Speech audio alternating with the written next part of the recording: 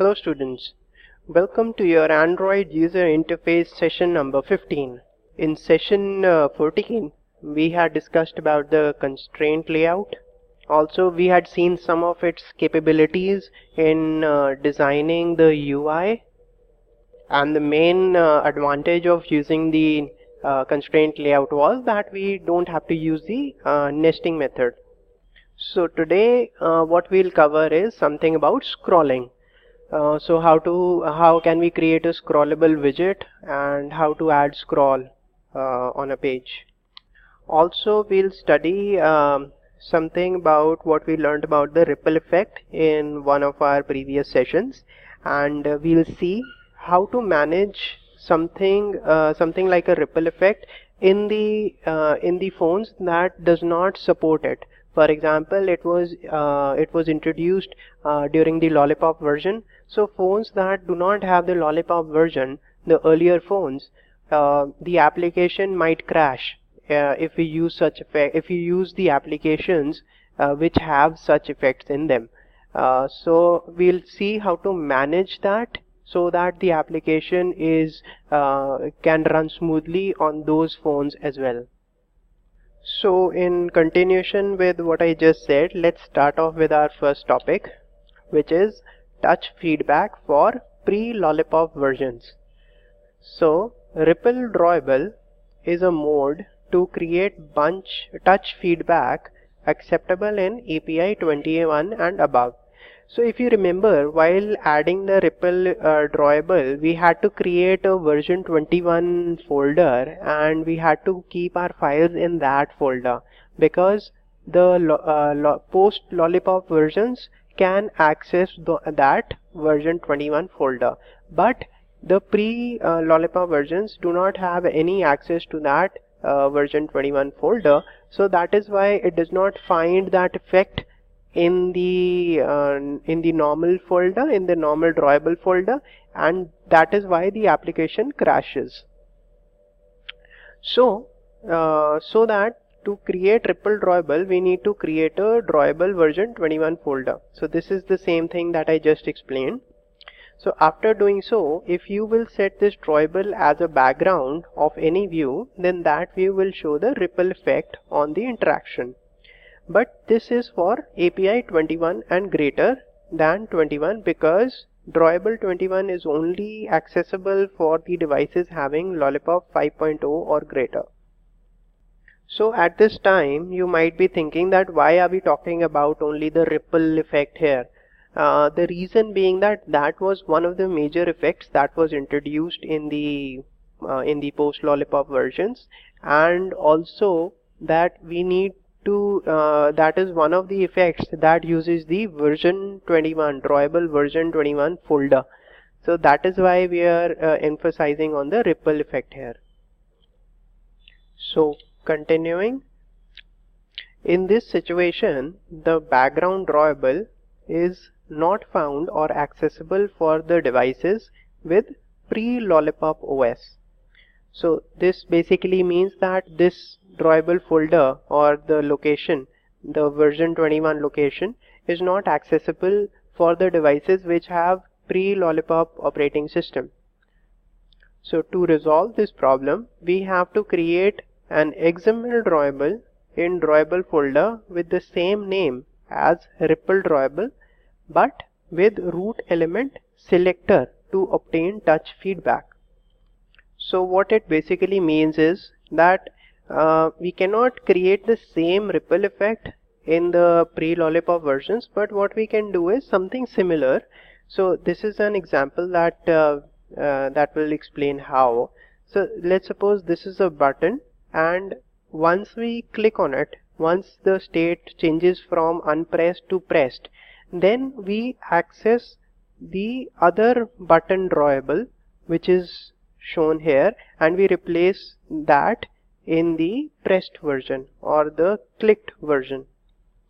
So basically what it does is it gives an impression to the user as if the button is actually being pressed. So something like what happens during when we click on a button in the post lollipop versions with the ripple effects. So in order to see this in actual practice, let's go to our Android Studio. So this is our Android Studio, and let's go under app. Let's create a new drawable. So let's click on drawable and create a drawable resource file.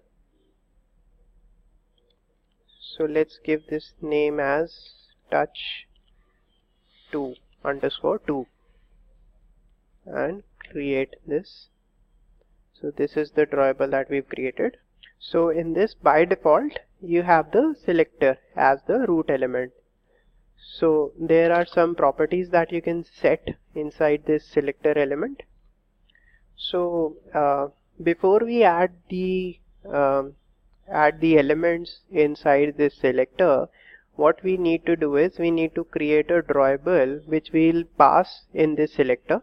So for doing that, let's go again into our create drawable. So again, let's go here and go into the drawable resource, and let's define as shape drawable, or let's say shape_2.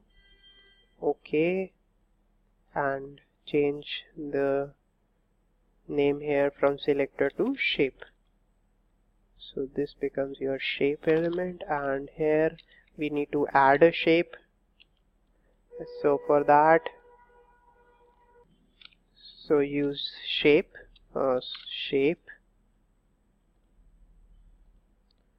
So we can just remove the extra space that is being shown here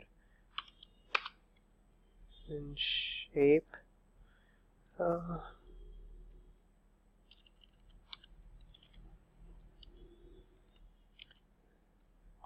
So shape, let's use a rectangle shape, and also let's define a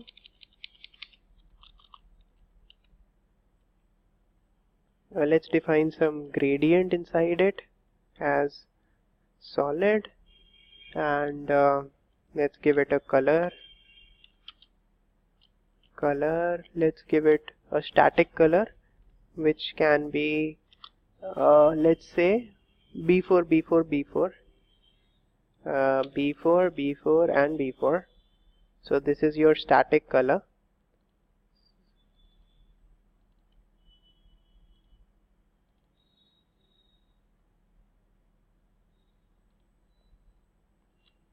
So this is the color here, and you can change this color if you want. So let's close this tag as well.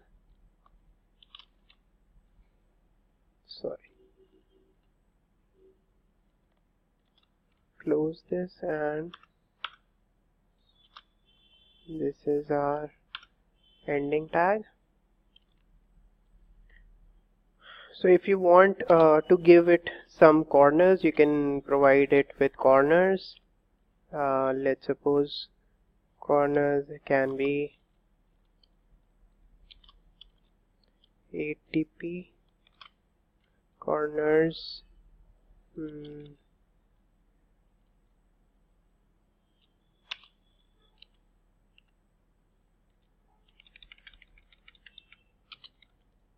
Radius 8 dp.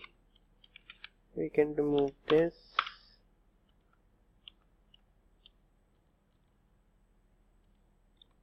So you can just close this tag properly here.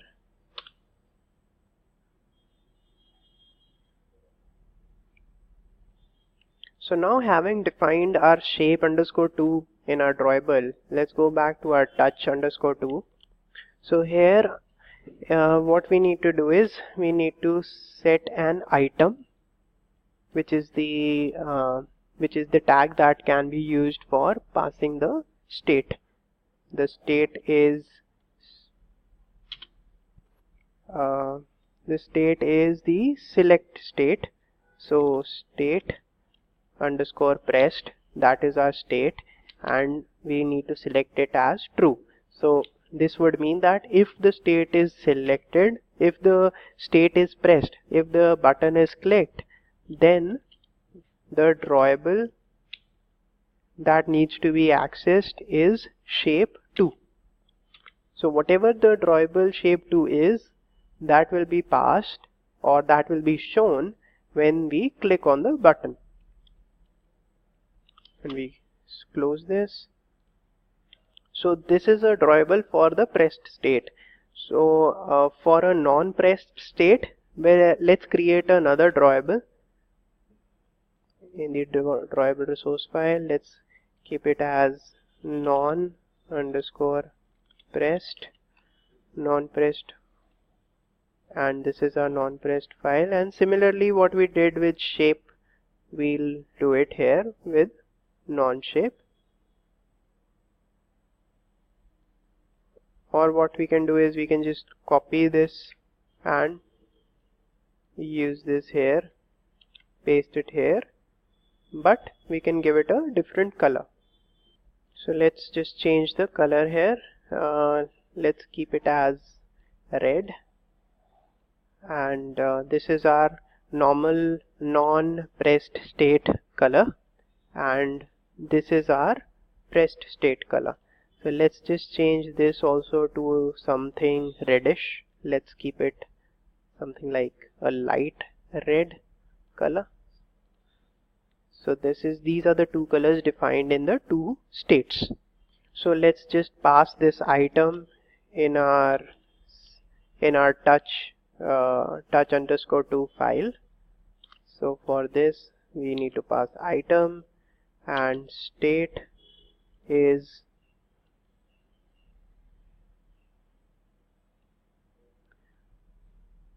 so we don't need to define the state here, we just need to define the drawable.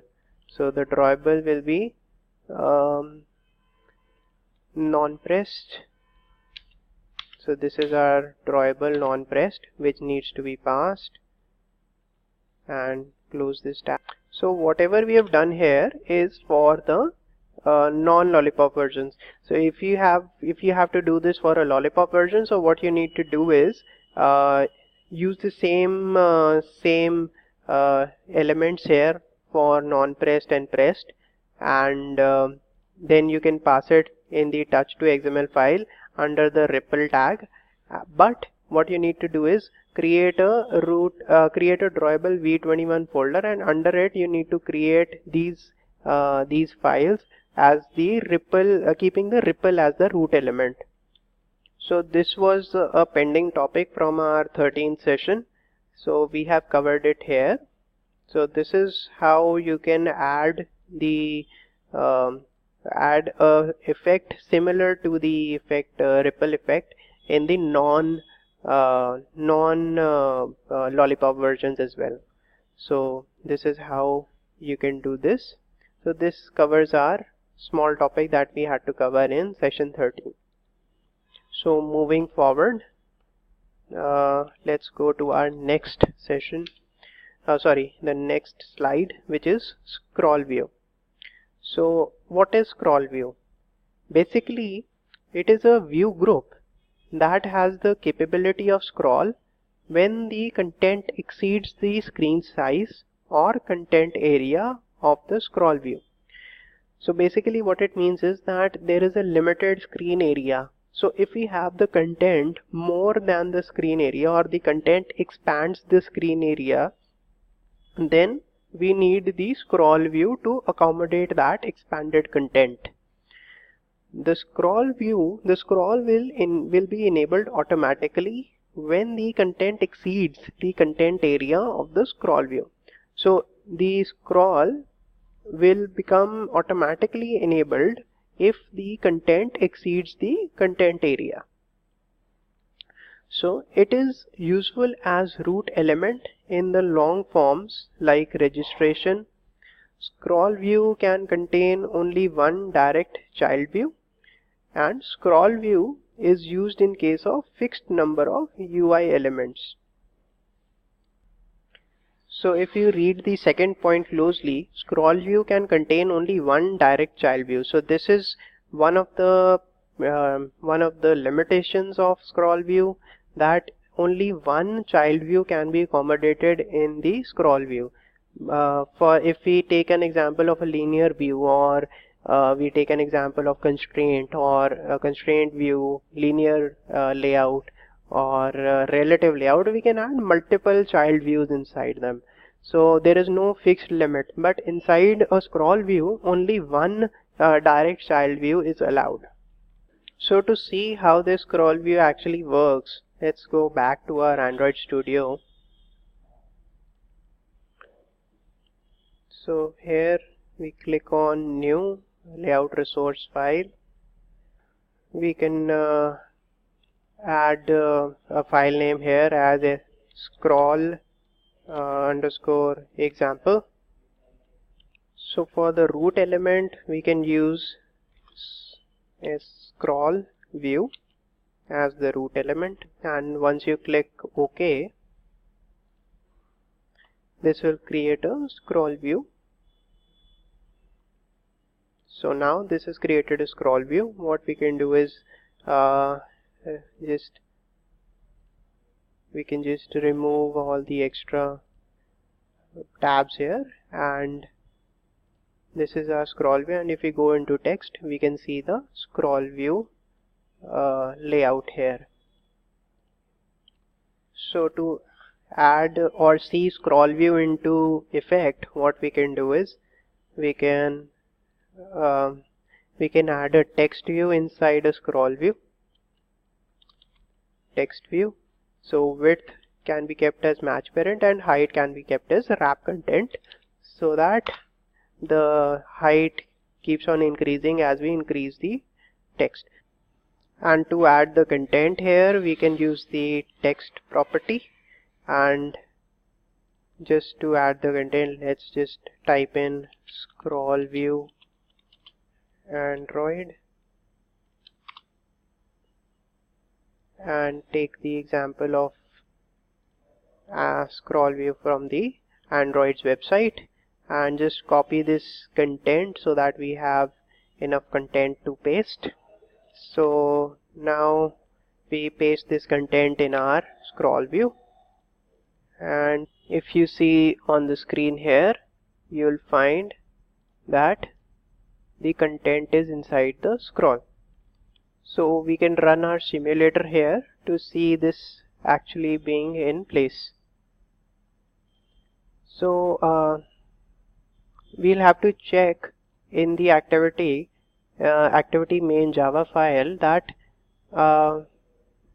which is the last file that is inside the activity main. So if it is some other file, you'll have to add the scroll underscore example file in the activity main file. So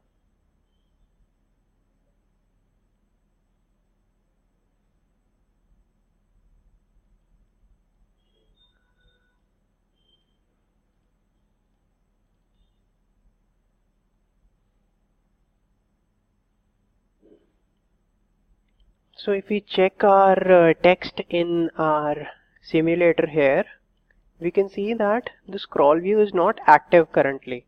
The reason being that the content is there is space left on the screen, so that's why the scroll is not active. So if we just copy some more content and paste it here, so in order to increase the height of the content, maybe something like this, and again if we run our code in our emulator, and now if we see, now our scroll view is active. So this is the reason why we have to completely cover the whole screen, and only when the content that goes beyond the screen, then only the scroll view will get active. Also, let us see that what happens if we add another element inside the scroll view. So let's suppose we add edit text, and width as match variant, height as wrap content, and let's give some text here. So text can be let's suppose example. So this is our text. So let's see if this if the scroll view supports two child views or not. So let's run our application again.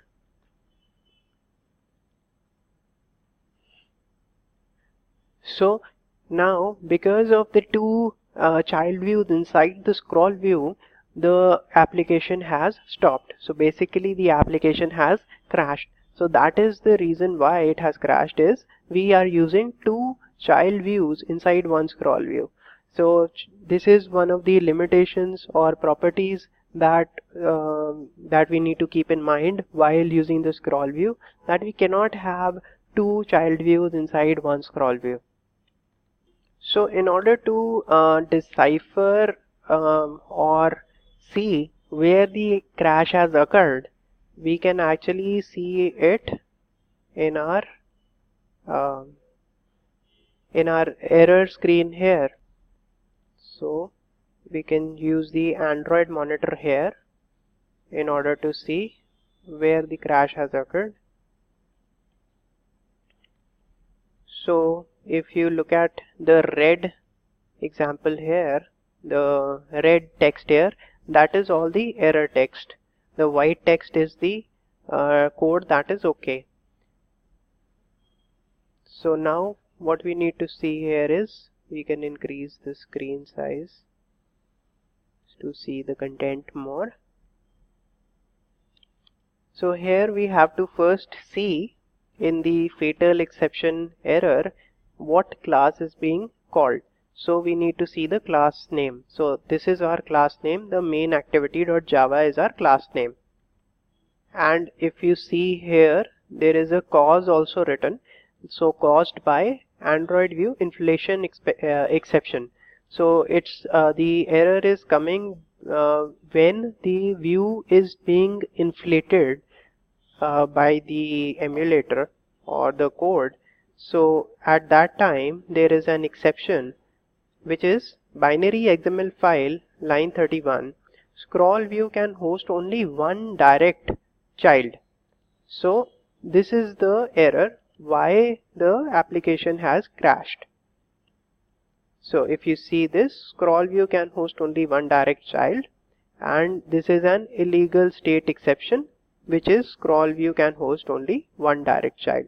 So basically this will give you an idea why the application is crashing, or what you can do to in order for the application not to crash, to resolve the issue. So this is how you can debug your application or your crash if you find any crashes in your application. So now if we remove our unnecessary edit text view here and close this, and we run our app again,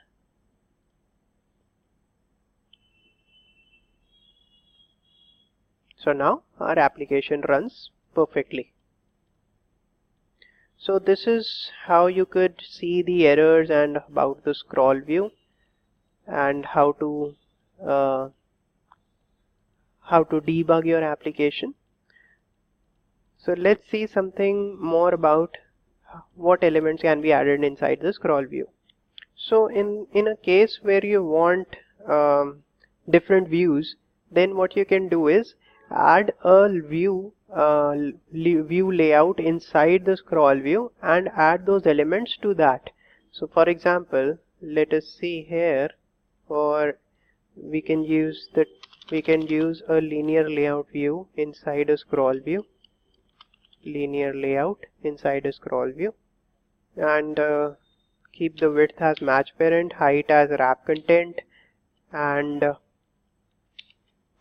use another property called orientation, and keep the option as vertical so that the views can be arranged vertically. And I just copy this text view here,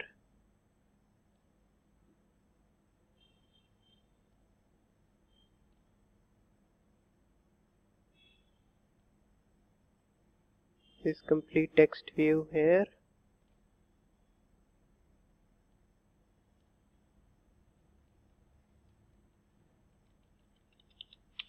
and put it inside the linear layout.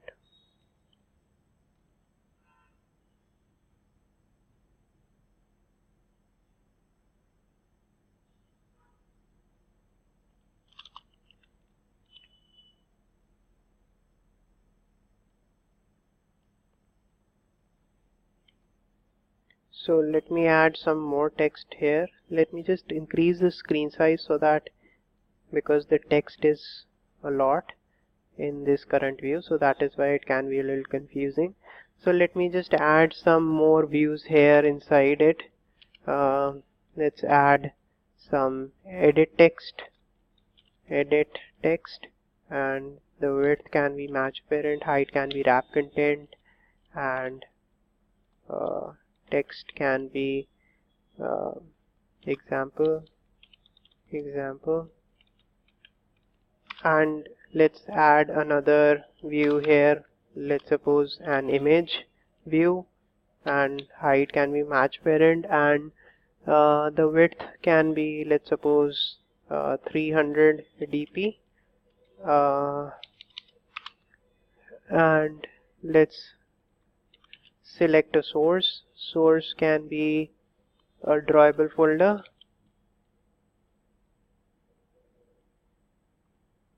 so let's choose this as our image. So width can be reduced to around 200, and also let's define the scale type here, center crop, so that it occupies the complete screen. So let's just reduce our content here, because already we are using different views for our scroll for the screen to be scrolling. So we can actually see if the scroll view here is active or not. So let's add another text view.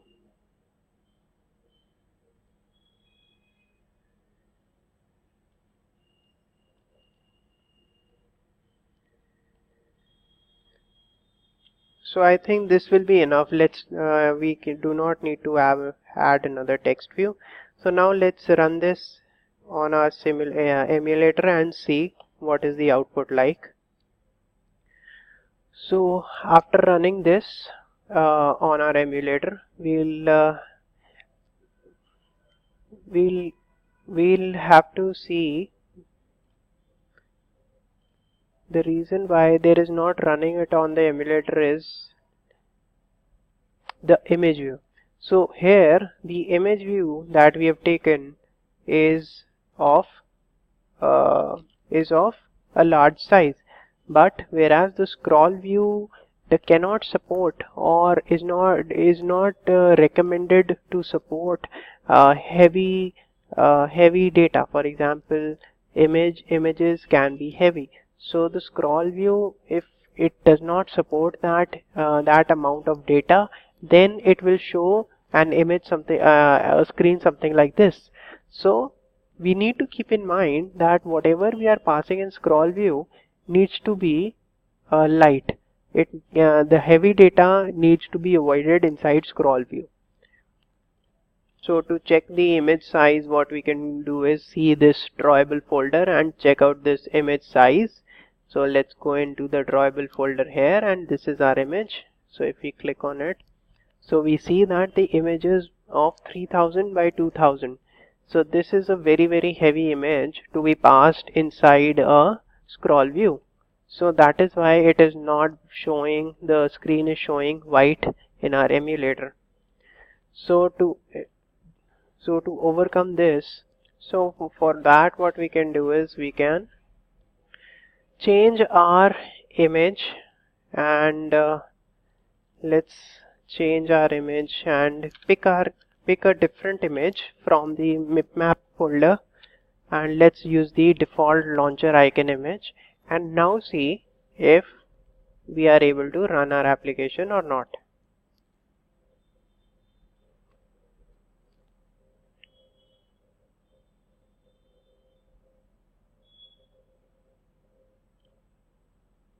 So now we can run our application because now the image is light. So the content inside the scroll view is light. So that is how we can define if we can use our image or not.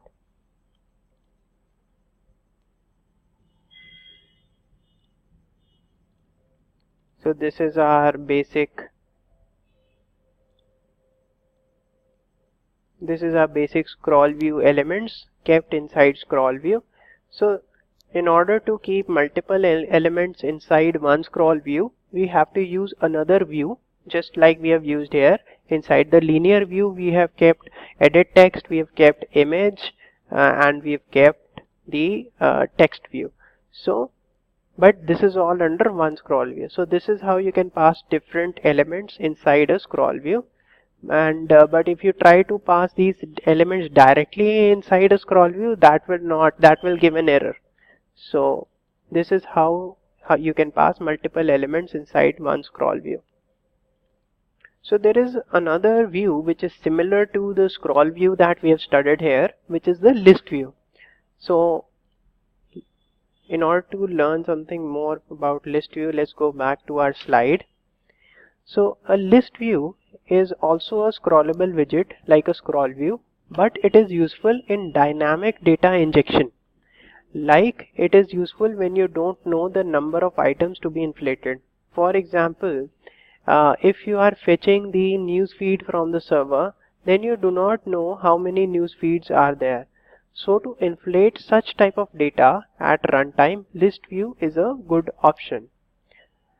So basically what the example here or the definition here is trying to say is that if you do not know the number of elements that will come from the data from the server, then it's better to use a list view. So in order to have so that all the elements can be accommodated and the list can be increased or decreased according to the number of elements or data coming back from the server. So this is the basic difference between a list view and a scroll view. So inside a scroll view, we know how many elements will be there because we are creating those elements. But in a list view, we do not know how many types of how many fields will be there from the server side coming in. So we need in that case we can use list view. If we know the amount of fields or the amount of elements that we need to use inside a scroll, then we use a scroll view. Note: in list view, data is injected by an array by using adapter in the Java code. So basically what happens is when the data comes from the server, it is inside an in the form of an array, and we need to inject this array into our list view. So we use the adapter, which is one of the components you can say in the Java code. So if we take an example in a real world, then it can be similar to a printer. So adapter is similar to a printer, whereas we input the data from our computer to the printer and we get an output in the form of a page. So similarly, the input is coming from the server, and adapter is acting as a printer, and the output is being shown in the list view in an array. So let's see how this can be done using Android Studio. So the first and foremost thing is create a new layout, which is a list view. So go to new layout. Let's keep this name as list_2 and create it. So keep this as list, and now we create our list view, which is a linear layout, and here we define our list view. So width can be kept as match parent, height also can be kept as match parent. In this case there is no issue. And now what we need to do is we need to define an ID. So ID. So here we'll also see how to extract the list from the Java file and add it to our list view. So let's keep this as list and use this in order to extract the code from the or the array that comes in the Java file. We need to extract it and list it in the list view. Also, we need to keep in mind that here we don't need to completely close the tag here. What we can do is just semi-close the tag, because closing a complete close of the tag means that the content is not needed to be added, but closing like this, we can add the content from the external source, like we are about to do from the main Java file. So let's go into our main Java file here and see. Firstly, we need to set our layout. So our layout is list_2. So this is our layout, which needs to be defined in the main Java file. So after having defined your XML file here, layout here, what you need to do is call the same class that we are using inside the list, our XML file, which is the list view. So here you need to call in the list view, and you have to use list view. And after doing that, what you need, before I go further, let me just explain you that this is the Java part of Android, which is not covered in this current course. For that, maybe we can cover it in the mid-level Java programming or the higher level Java programming, higher level Android programming. So we are just showing this in order to how to populate a list inside the XML using this Java code.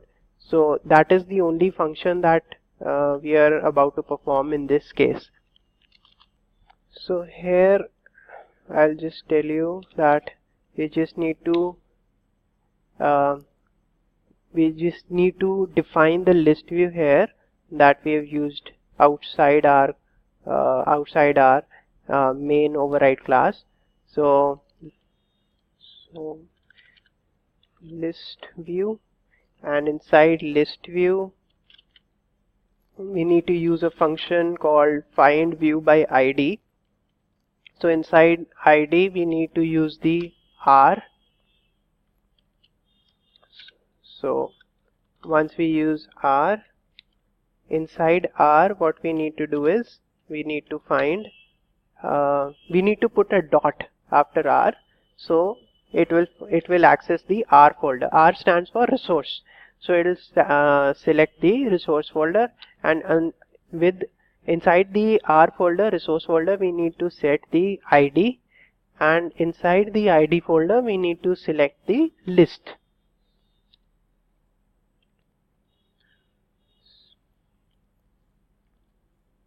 So now we can see the error, which is expected a colon at the end. So once we put a colon, and we need to remove the dot because we are not accessing any list here. So here we have the error. So error is the cast to Android widget list view. So we'll say yes. So this will become a list view class, and our error will be resolved. So now we need to set the adapter that we saw earlier in our slide. So for that we need to use a predefined class which is array adapter, and inside array adapter we need to use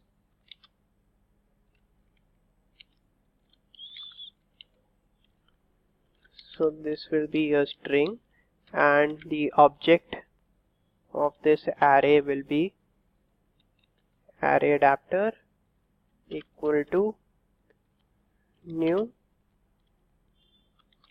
array adapter string. So this will be the object. So you'll see a list of constructors inside it. So but for now we can use this. This means that we are using this class only, and for a layout that we need to use to show the array or the list view in, we can use a predefined design in Android, which is android.r.layout, and inside this simple list item 1, and then we put a comma and we write array. So as soon as we write array, there is a error which says that cannot resolve symbol array. So array is basically where we are going to pass our values. So it's nothing but where we are going to pass our values. So here if we see, we can see a create local variable array. If we click here, so we get a int array option. So if we remove this, let's do this again. So here we have an array, and this is the error. So we can create a field array as well. So click here. Now it's a field array. So this array is basically a string type array. So what we need to do is use the string function. So as soon as we use string and we use our square brackets here, and now we need to define the value. So for this equal to curly brackets, and inside curly brackets double quotes and comma, double quotes and comma. All the values need to be defined with double quotes and comma. So here we have Android, iOS, Windows,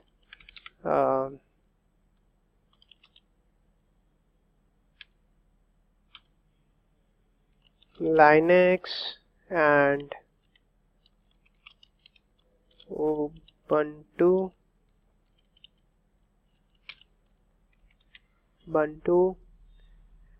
So these are some of the operating systems that we can define here.